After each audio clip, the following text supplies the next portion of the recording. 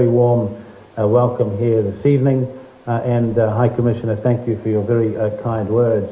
I have had the great honour, the great pleasure of coming to the Gandhi Hall on many occasions every year in the 17 years that I've been your Member of Parliament.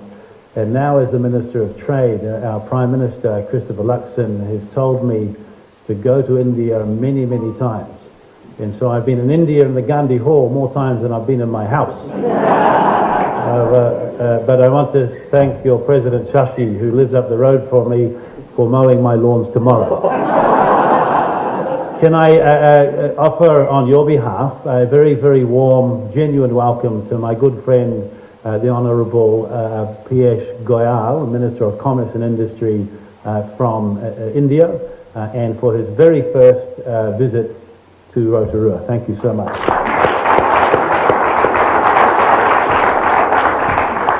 Piyush and I have had an opportunity to get to know each other very, very well over almost 2 years. Our first meeting was in Delhi in December, soon after the election. In fact, the very first formal speech the new government of New Zealand made under Christopher Luxon was me to the New Zealand Indian Business Council in Auckland, and the very first official visit any minister from our government made was me as Minister of Trade to India, only a week or so after we had been sworn in. Piyush and I have had a chance now to meet.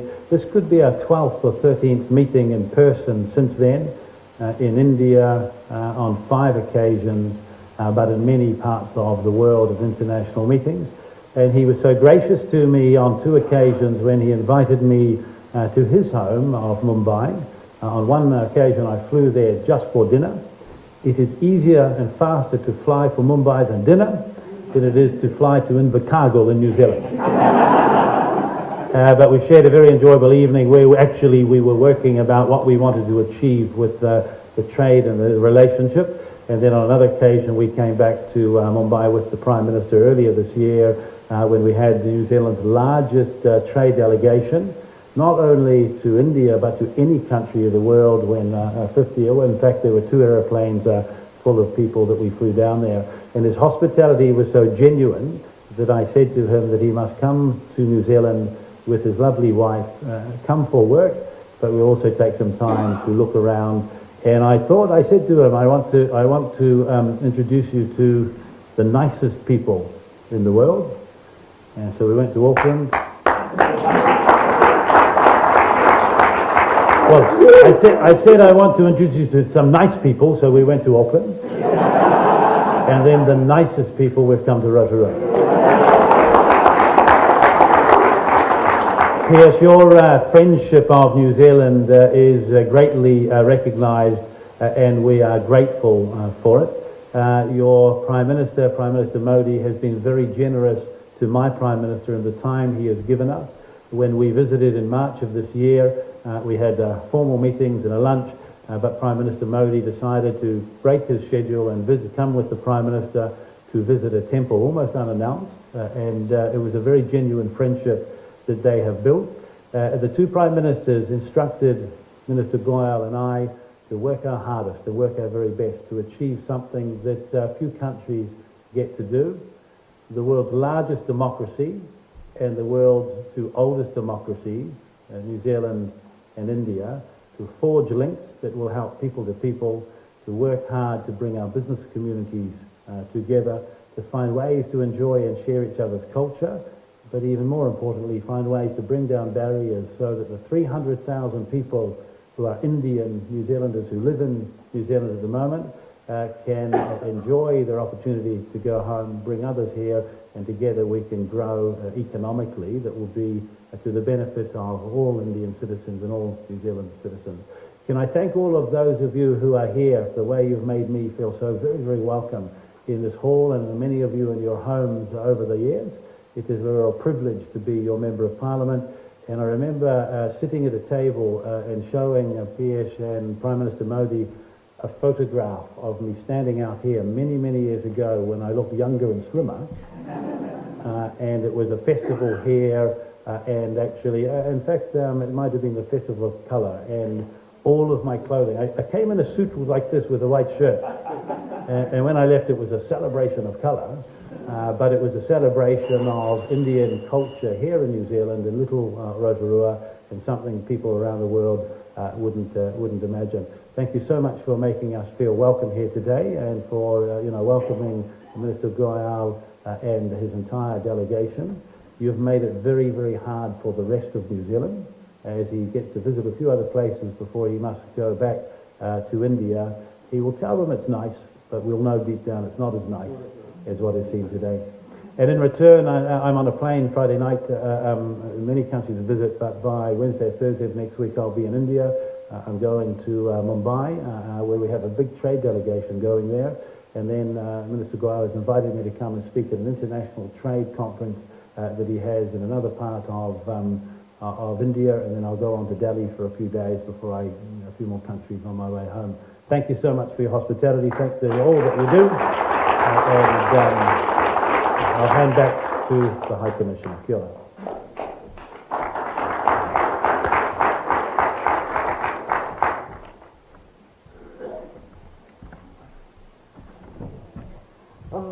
I just wanted to say that the Indian Association in Rotorua has recently celebrated its 90th Jubilee celebration. Wow. Yes, in August this year, and has been a shining example of what a dedicated community group can achieve. It was founded in 1935, perhaps by some people who were just new migrants in this country, and they planted these seeds of connection and belonging, and now this has emerged as a strong, inclusive and vibrant community. It is indeed a very special occasion that we have our Honorable Minister of Commerce and Industry from India here, and I will not stand between you and the Minister's address, and I request Honorable Minister to address us and share his thoughts with all of us. Thank you.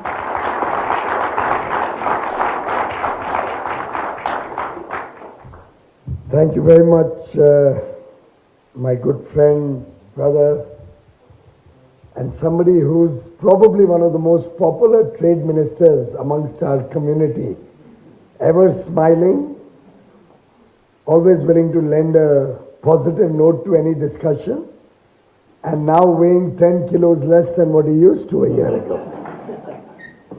Thank you so much for opening your heart, your home, your lovely town, the beautiful lakes, and now I can say I've probably seen more of Rotorua than the residents of Rotorua themselves. I had a great day so far. It's going to be better after this evening with all of you, and I will be taking back such fond memories of this, I believe, historic visit, because we are also going to finalize the FTA very soon, the free trade agreement between New Zealand and India. Well, the purpose of my visit is to finalize the FTA, not to go sightseeing. But I don't know if you recall the Tata ad, we also make steel.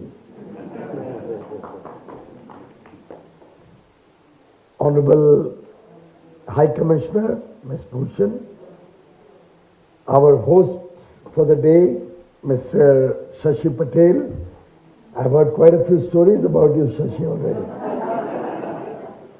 And about the lovely work your children are doing, and the leadership that you're providing to our community.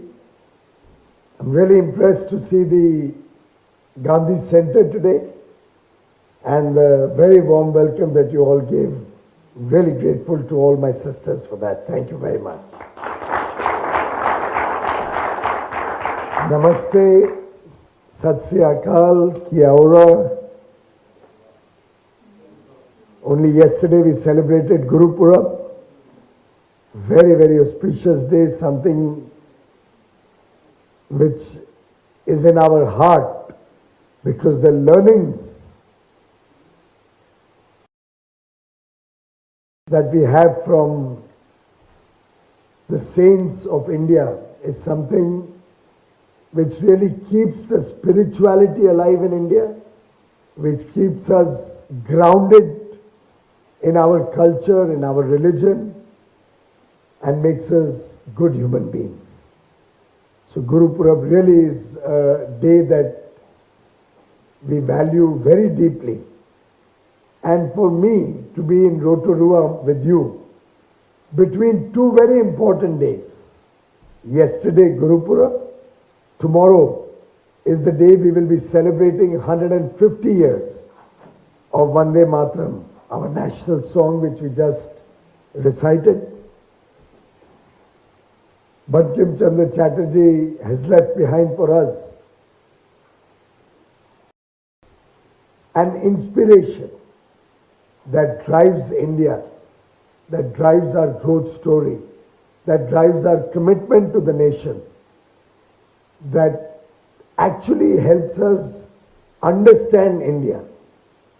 And it is no mean achievement that while all of you are, of course, today working in New Zealand, some of you may be citizens here, some of you may be students here, some of you are working here. All of you contributing to the New Zealand economy, all of you loyal to your Karma Bhumi. I'm sure about that because every Indian who goes out and works in any part of the world, his first loyalty will always be to the land which feeds his children, to the land which provides him work. But at the same time, there's always a little bit of India in each one of you, wherever you may be, howsoever many generations you may be out of the country. That Indianness is what is being celebrated in reciting the Vande Mataram, our national song. And we in India have decided that from tomorrow, 7th November, until 26th November, which is Samvidhan Divas, the day our constitution was adopted, the Indian constitution. This period, up to 26th November, 20 days, we are celebrating in India the national song. We're going to have programs all over the country. And you won't believe it, the program that we had thought of to involve more people is that on 7th November, tomorrow, we are going to recite Vande Mataram at 150 places with 150 people in attendance in each of our various parliamentary constituencies. While I am not there in India or in Mumbai tomorrow, I think I'll proudly report to Prime Minister Modi that I did it with 150 of our brothers and sisters.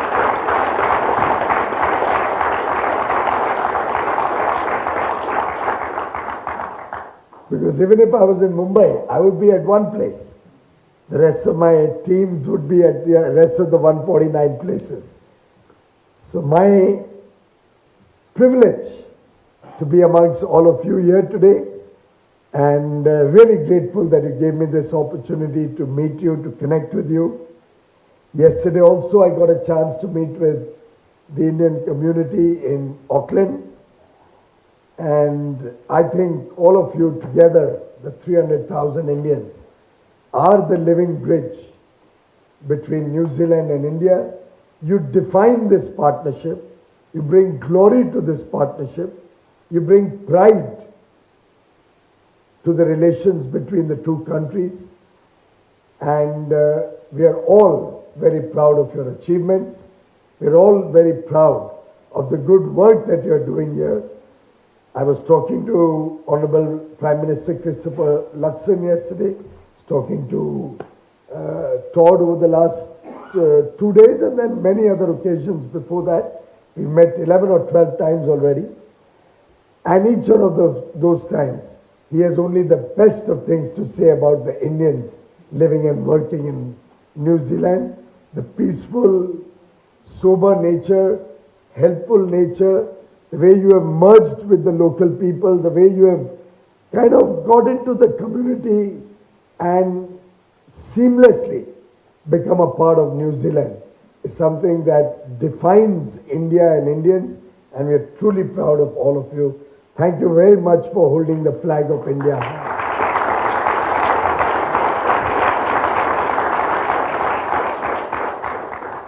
You know, Prime Minister Modi had once said, wherever Indians go, they carry the strength of our values and the fire of our dreams. And I think no better way to describe all of you, because you carry the value systems that we've learned from childhood, and you also help people back home dream big, aspire for the better things of life. And I do hope that India, making rapid strides, doubling our economy every 8 years, the fastest growing large economy in the world today, will be able to meet the aspirations of young India, will be able to meet the dreams that 1.4 billion of your brothers and sisters back home have for a better future for their children. In fact, the work that both of us are doing to bring our two nations closer together, New Zealand and India, will also help you in your work. I hope some of you will, as ambassadors of India, regularly keep coming back home. I hope you will invite more of your friends, your neighbors, your co-workers to also visit India, get a flavor of India, get a flavor of all that we have to offer, the diversity of India, languages, cuisines, cultures, traditions, so much diversity that India has to offer, with one common theme, Vasudhaiva Kutumbakam. The world is our family. And our effort to unite the world, our effort to bring peace and prosperity to all of mankind, our effort to improve the relations amongst communities, amongst people. And when I met the Maori tribe today and representatives of the Maori tribe, I was really touched by the similarities amongst our tribal communities and the Maori tribe. I was really touched with the similarities of our traditional thinking. They pray to nature as much as we pray to nature. They respect the forests just as each one of us respects forests. I was telling the Honorable Minister, we pray to the sun god, to the moon god, to the trees, to every living or non-living element of nature. And in that sense, I think there's a lot that resonates between the New Zealanders and India. Friends, oceans and continents may separate us, but I think commerce, culture, and community binds us together. And it is this feeling of oneness which we will celebrate next year, when we will celebrate 100 years of sporting ties with New Zealand, with the Indian cricket team coming to New Zealand for a series, a test series. Is that a test series?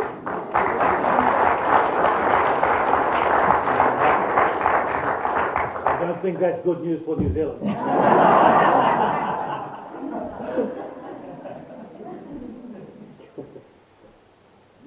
Let's keep, sorry? Yeah, actually they are divided. And that's the beauty of Indian sport, wherever they go.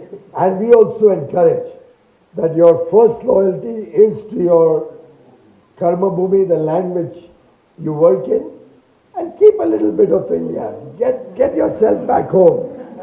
How many of you have seen the movie Swadesh? Oh, must have been popular here. That's one of our most famous stars, Shah Rukh Khan. going back as a non-resident Indian, as a person working outside, to his village back home, and actually understanding the pain of the villagers, the problems they are facing with water supplies, and helping them build a water pipeline with a pumping system at the top so that everybody can get water. Is that right? That was the theme. So what are each one of you going to do when you get back to your village? Seriously. I'd like to keep the evening light, but can we become catalysts of change in our village back home? Remember, you are role models for those who are in the villages because they've been left behind. They didn't get the opportunity that your families or you got. Maybe somebody in your family went to a city 1 generation, 2 generations, 3 generations ago. They boarded a train. And when I was railway minister, I used to use this analogy a lot. That they got a chance to board the train in your family, which then helped you get a good education and reach here.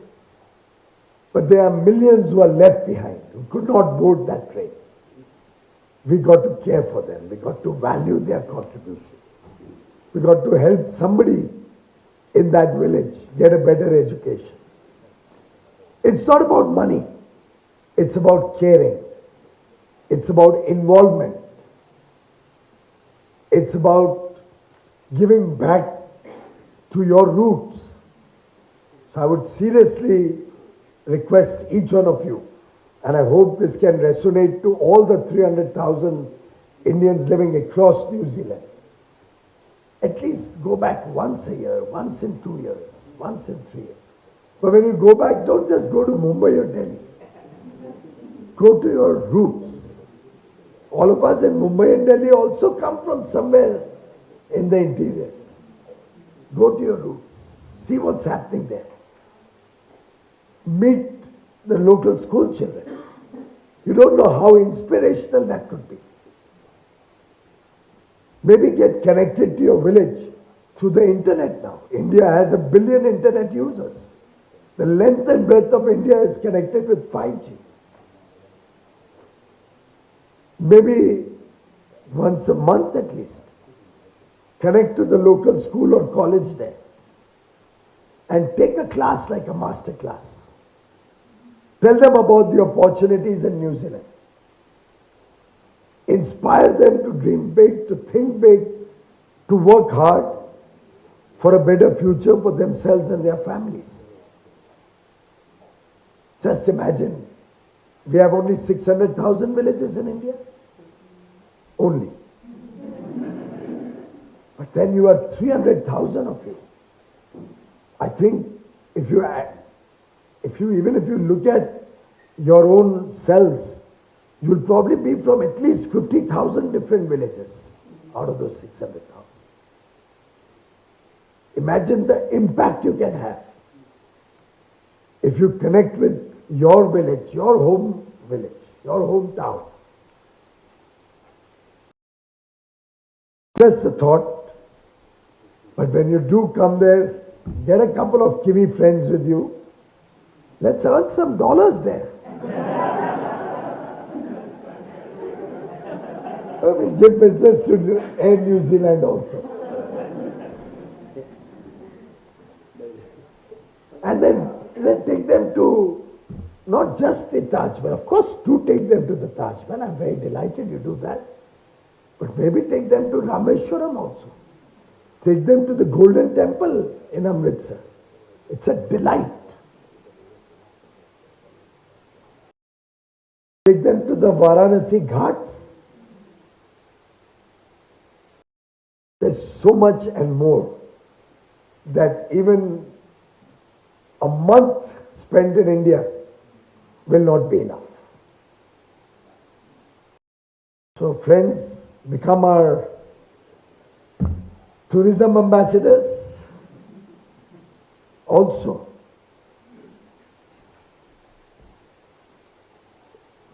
talk to the Indians about which direction they should prepare themselves for in the future.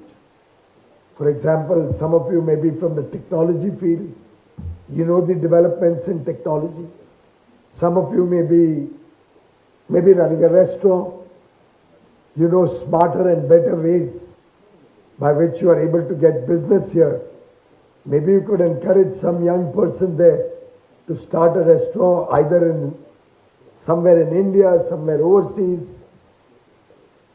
or teach him even elementary things like the differentiating factor between a restaurant in India and a restaurant in New Zealand. What could that be? Could be hygiene, could be service, it could be using good equipment. Small things, big impact. But bear in mind,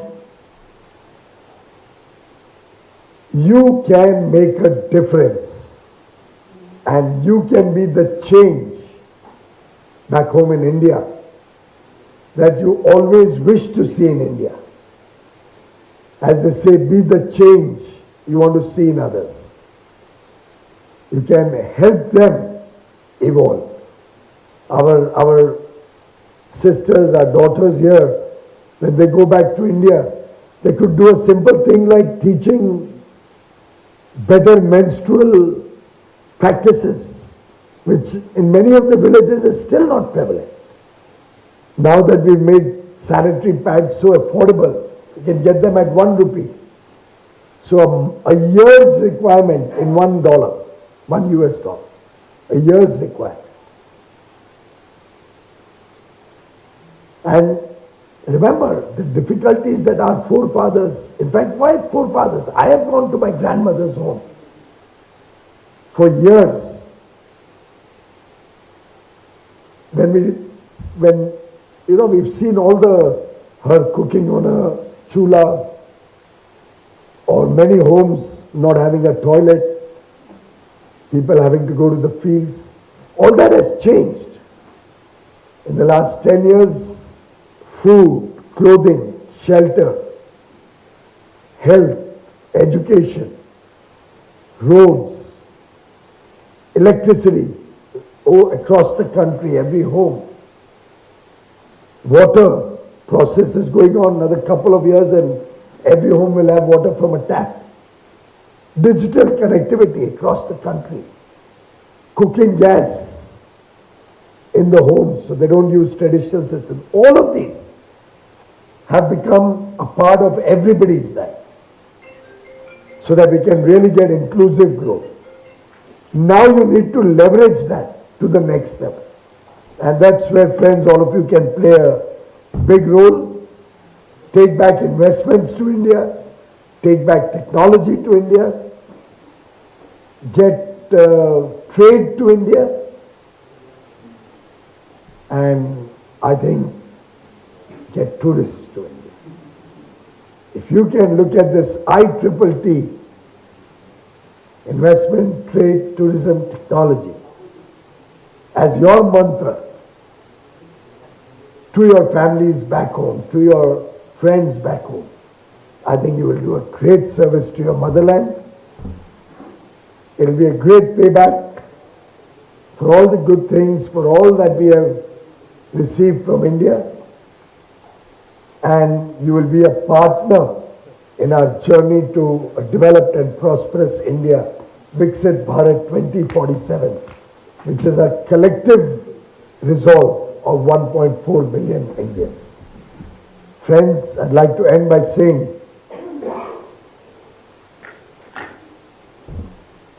I'll just say it in Hindi if you don't mind, and then I'll translate it.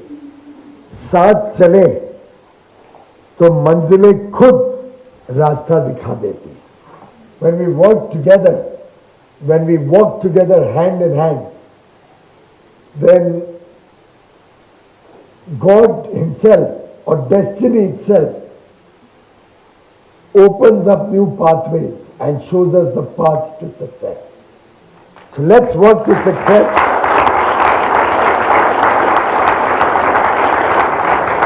Thank you very much for your warm welcome. Grateful for your patience. We were negotiating some very critical issues, and we made significant progress in the hour that we delayed you. Thank you very much. Bharat Mata Ki Jai.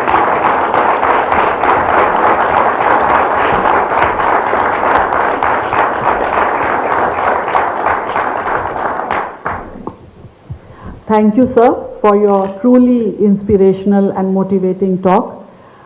I am sure that it has touched a chord in the hearts of everyone here and will encourage each one of us to do more and contribute to the India growth story and also work to enhance our India-New Zealand friendship and partnership. I would now like to request Mr. Shashi Patel, Dr. Shashi Patel, to also address us and convey his vote of thanks.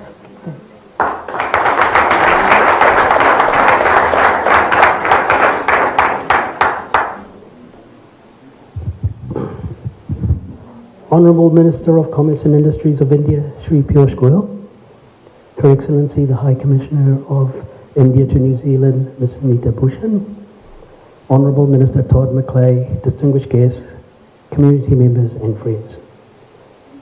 Just on a side note, Todd, we think you made them all late because us Indians never run late ever. So, just saying, we were just having a few discussions and we said, look, it's got to be Todd that's made them all late. Look, on behalf of the Bay of Plenty Indian Association and our wider Bay of Plenty Indian communities, it's my absolute honour, privilege to extend our heartfelt thank you to you all. First and foremost, we express our deep gratitude to you, Honourable Minister Piyush Goyal. Sir, we all hear about free trade, we hear about the agreements, but today I had the privilege of coming to the Pōwhiri in the morning, sitting at the round table, having lunch, and it really hit me just then that we knew our minister is a very, very able man who is going to get a lot of things done. But today, meeting you, it's just, I think, and I speak for everyone here, after hearing you, you can tell that it's people that make things happen, not just policies and that. And the rapport that we have seen with you and Todd, practically brothers from two different mothers, actually. And it's been great. And, you know, it just instills a lot of confidence in us that we are going to see some great things. And we're very, very proud and we're very honoured to have had you here today.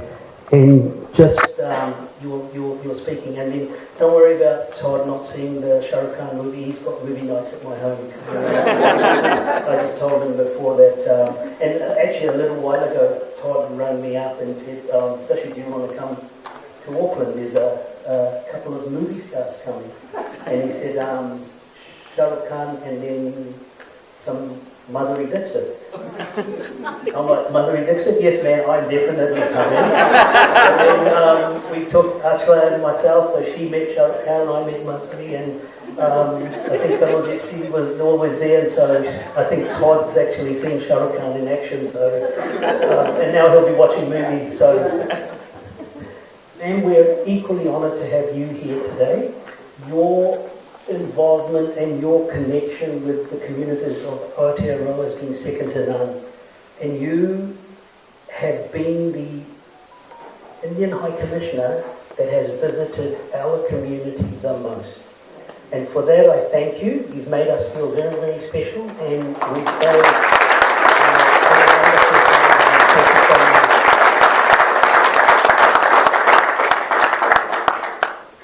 We also extend a huge, sincere thanks to our Honourable Minister Todd.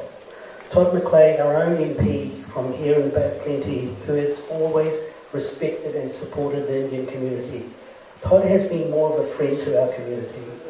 I remember when my father passed away in 2020, he passed away in lockdown, just when lockdown started, and I needed to get out. Within probably 20 minutes of a phone call, Todd had a letter on my desk which allowed me to go to Auckland. And I was very, very fortunate because I got stopped by a police officer because apparently I was speeding. And he actually said to me, "Sir, do you have any idea we're in a lockdown?" When someone says that to you, you're almost going, duh, of course I know. But I said, oh yes, I do, but I do have a letter here. And luckily I showed the letter. And so thank you, Todd. You're a very, very hard-working minister. But more than that, you are also very, very genuine with what you do. And so for us as the Indian community, we have a lot of respect for you. And thank you for all that you do. And now seeing you guys work on this, it just, as I said, instills a lot of confidence in us. I'd also like to thank our committee members, our volunteers, elders, families, and the youth who have helped us organise today's gathering. Our community is strong because we stand together no matter what. As was mentioned by Nitaji, we have turned 90 years old, so it was our forefathers who had some insight that saw us needing what we have today. We've all eaten, by the way. I wasn't going to tell you that, but we've all eaten. Finally, to everyone present here, thank you so much. And thank you for your patience waiting. I'm sure you all agree it was definitely well worth it. For us to have heard the Minister speak and really, from his heart, tell us exactly what's happening. Most people were like, oh, that free trade agreement, it's happening. But today I think we can all walk away going, wow, it's really happening. And we can all patriotically say that it's great for us. And I strongly believe that these two gentlemen are going to be setting a great example for the rest of the world. And we will see great things. So, look, thank you everyone. Thank you so much for taking the time. And Piyush, thank you for coming to Rotorua. When we told the Aucklanders that you were coming, they couldn't believe that you were coming to Rotorua before you were coming to Auckland. So thank you so much. I was going to say stay back for supper, but we've all had supper.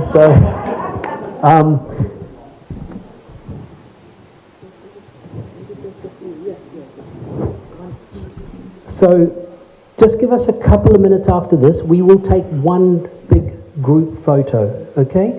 So because we can't have so many people. Okay. So we'll take a few photos. So just give us a little bit just to get this ready. And once again, thank you very much. For those of you that have travelled from outside of Rotorua, if you're going back, safe travels. If you need somewhere to stay, our place is always there. If you want to crash. So yeah, it's later than we thought, so more than welcome. Once again, thank you very much. Thank you so much.